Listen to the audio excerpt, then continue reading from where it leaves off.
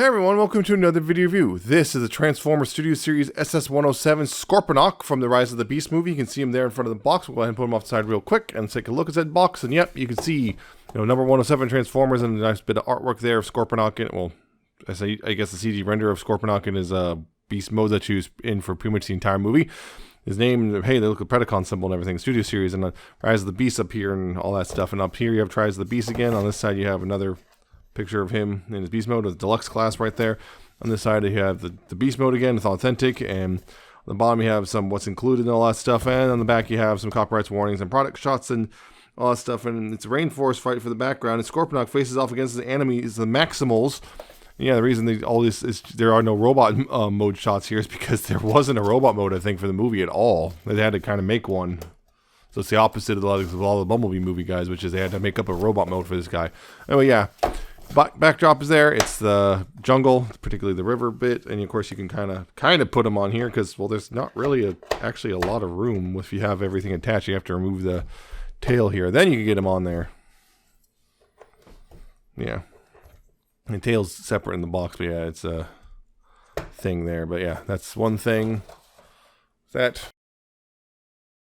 it comes with the instructions, which are pretty straightforward for the most part, and yeah. There you go. So, Scorponok. Yes, Rise to the Beast Scorponok, because, yeah, he was more like a bajillion. There's like a bajillion of them running around in the movie, being all, henchman-y, I guess, or something. But yeah, getting in close, you can see he's got a very interesting scorpion-y face, because it's kind of reused for both modes. So we got some grays, purples, and silvers there. Kind of throughout the whole thing, got a lot of grays and, purples there. Got a bit of gold right there on the abdomen. Purple and gray again, with big old claw hands, all that stuff, very spiked knees, purple feet, all that stuff. He's got this backpack, which I am not a huge fan of, to be honest. It's kind of, ugh. Of course, you have the tail here, which kind of goes from a gray and, goes to purple as it goes down, and coming out in the silver tip right there. So, yeah, he's all right.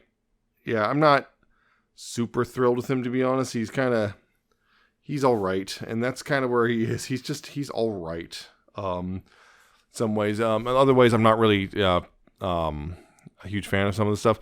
Again, the backpack. See these legs kind of have ball joints, so they kind of can rotate up and kind of go against the back a little bit easier. These are just on hinges, so you're kind of forced to kind of just leave them out, or you have to like fold them up weird, which then means they take up a lot of room, or you kind of it's just. I wish these legs are also on ball joints so they could also rotate up. Like, again, they didn't have any limitations like, oh, this is what the robot mode has to look like, because we never saw it on screen. These could have been ball joints, rotate up, boom. Now the backpack's a little cleaner, but nope, they got this, so that's disappointing. I mean, it's got the tail back here, which takes some space, but it is designed to be removable. And you got the peg there, which can go in the hand. Kind of actually what the peg goes in the wrist, more in the arm. And you do this thing where it's like you knock him over. That's what you do. Because he stands weird. The way he stands is so bizarre to me. I mean, yeah, what you do is you kind of fold the peg like this, and then you pop that in his hand, and then the hand here, there's the claws kind of go into that. They kind of go into there like that, and there he kind of holds it like this, and you have to, yeah. It's kind of weird how you have to have him hold it, because it's like, yeah, you have to put it in a weird way, because otherwise he just holds it like this, and that's kind of weird. So it's kind of an odd weapon. He stands funny too, because like you can see those are supposed to be the heels, and like its leg is shaped funny, so it's kind of odd to do, and it doesn't feel right. The waist comes undone really easily. It's supposed to clip in, but it comes undone really easily, so I can never get him to quite feel like a stand. He always feels like he's just kind of slouching, The way he looks, he just looks like he's just kind of slouched over all the time. It's just kind of, I don't know. He's just lacking. It's just a giant disappointment, honestly. I'm just kind of hoping for more. And just kind of, as a robot, he's just kind of lacking.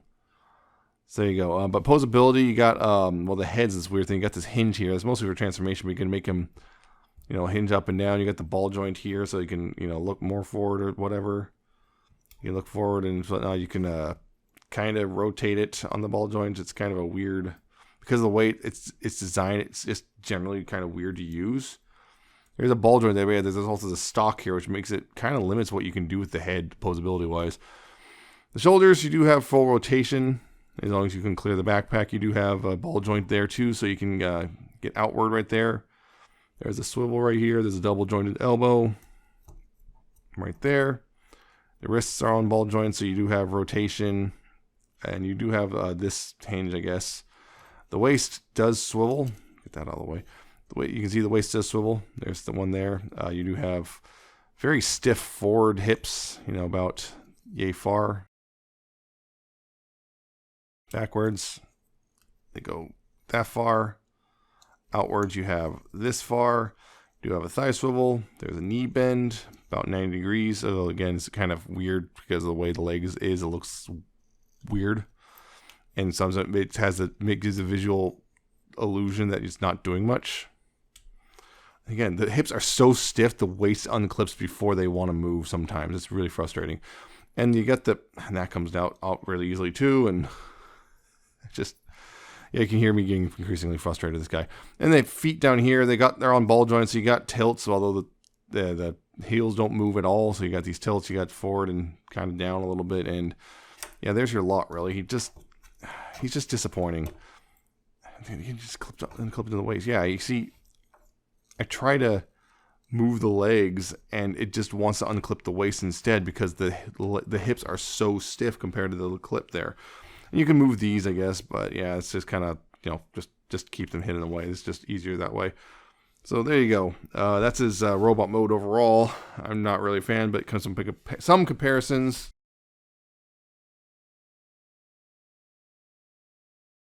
Here's what I don't know, whatever. I don't remember his name anymore.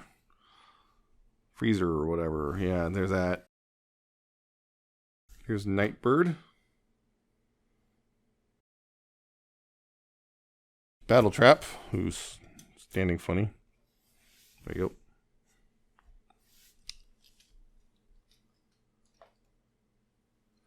go. And here's Scourge. There you go, on that front. So there's the comparison. So we're going to go ahead and do some transformation. So first thing is get this out of his hand. You can also leave this tail plugged into the back if you want. I'm just going to go ahead and leave it off for now just because it just makes things a little easier. So the head here, you want to go ahead and take that and just move that up like right there.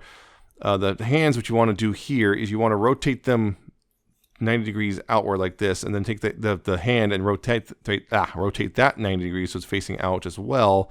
And then at the elbow here, you want to fold this up, and the hands are going to kind of go over these silver bits right here and just kind of integrate like that. You can see like that. Same thing on this side. Bring this up and over, and kind of the hand just goes in between those silver bits. Now, go ahead and unclip this waist piece and bring this up. This will allow you to bring the arms out on these stalks like this. Just kind of bring those up and out like that. Leave this undone. Then you want to go ahead and collapse. There's a hinge in here. You want to go ahead and collapse the waist and legs into this like so. And then right here, you want to bring this up out. You want to bring the legs out like so. Right there. Bring these out. Rotate these around like this. That. And rotate around like there in that ball joint. Bring these back in like so. Go ahead and close this back up. Actually, before you do that, almost forgot. Right here. See, there's tabs right here, which go into little slots right there in the back, like so. And like so. And then you can close this up like that. And you have the back scorpion legs right there. And then you go ahead and bring these down like this, on this hinge. You're going to bring this up right there on that hinge. You can rotate these into ball joints. Bring that down on this hinge right here. Bring this one up on this hinge. Try to get all the scorpion legs all lined up if you can. And get those all lined up like so. And of course, take the tail here and just plug that back in. And get that all set how you want. And there you go. There's Scorponok in his beast mode. Yeah, and beast mode here, he's actually, I think he's kind of better looking overall. His robot mode's, but I kind of like the scorpion mode. It's not amazing, and it doesn't really pose very well, but looks pretty good, I think. It's just, yeah, the robot mode just kind of So yeah, in this mode you see, yeah, he's got the claws. They're kind of attached weird, but they're little, you can see little like, I guess, cannons or whatever right there in the claws. He's got legs. He's got a stinger. He's actually got a little tiny Predacon symbol right there on his back. Got a little peg hole right there. I think that, although I believe that's a Tamashii stage port, so that's for that. But he's not bad looking in this mode. Again, you got the head right here, which is the same as the robot head, just different angle. So yeah, it's not bad looking. And in fact, I kind of like it like this. It actually works like this. I feel like the robot mode was just the one that's tacked on. So yeah. Again, Poseability's head's got the same problem. You got to go up and down there a little bit. There is a ball joint, but it is kind of limited because of how it's designed. So you only get a little bit of here and there of motion. The claws here, you got this hinge. You got that hinge right here. Actually, I'm not sure exactly how they want you to have that sit, because it's like, yeah, I think they want it out here. But yeah, you got this hinge right here, so you can go forward and back. There's actually multiple hinges right there, so you can adjust how that sits. Actually, that might be more correct. Instructions weren't clear about that part, but yeah. So you have multiple hinges there. You have a hinge here, right there. You have, this is on a ball joint like still, so you got that as a hinge and rotation. And the claws, yeah, so the claws can do that. This leg's on a ball joint. This leg's on a very, very stiff hinge, which has very specific, like, detent points, I guess.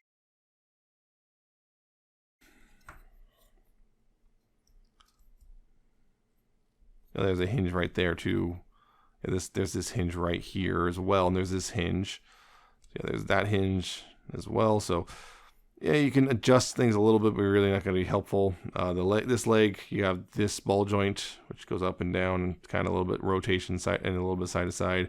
Again, this same ball joint as before. And this right here, you got this hinge right there at the base. You got this hinge right here. You got another hinge right there, and that's your lot, really. So yeah, that's Scorponok's beast mode. It's not ideal, but I feel a lot better than that robot mode, which is just kind of, I don't know. I might actually keep this one in beast mode, just because it'd be nicer.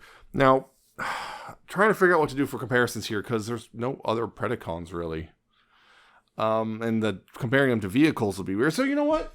I remember Primal fought a lot of these guys, including, I think, he ripped Ripplepun's head off. So yeah, just comparison there. Just yeah, it's like, basically, can he put his head in the hand? And the answer is, if I get the hand open. Wow, his hand's really. There we go. There, hand was really just did not want to cooperate with me. But the head, yeah, that works. I think the scale works overall. Yeah, I think the scale works, beast-wise, beast to beast. Yeah, because, again, Primal's fighting a lot of these guys. He's ripping them up and all that stuff. So, yeah, I think he might be a little bigger than he should be, but it's close enough. It feels like a fight that, this feels right, more or less. Even if it's not right, it feels right. So, there's that. So, yeah, that's pretty much the one comparison I'm going to do in Beast Mode, because, yeah, it's like, I don't know. That part of the movie is kind of weird. But overall, I don't know. This one's kind of a weird mixed bag. I don't think it's really worth it at full retail, but particularly the robot mode is kind of very underwhelming. Actually, not kind of. It is very underwhelming, kind of frustrating in some degrees. The transformation is kind of simplistic, but it's fine for what you get. The beast mode, actually, I think is kind of cool. I actually kind of like dig the beast mode a bit. It's kind of neat for what it is. It's kind of, this is more, you can see this is the design that was made for the movie, and it feels better overall as a design, versus the robot mode feels kind of cobbled together from what they had, and not in a good way. So yeah, it's very much unless you're just completionist, skip it. Or wait for it to go on sale. I don't think this is going to be a particularly popular figure, but that's just my opinion. So yeah, you probably can go safely wait for this to kind of go on a discount or something before you buy it, because as it stands, I feel like it's just simply not worth it. It's not a great figure. So there you go. That's Scorponok. So that's it for this video. I hope you found it informative and entertaining. Hope you like, comment, subscribe. Check out my social medias down in the description and at the end of the video. Check out my Ko-fi and my Patreon. And I shall see you next time with another video review.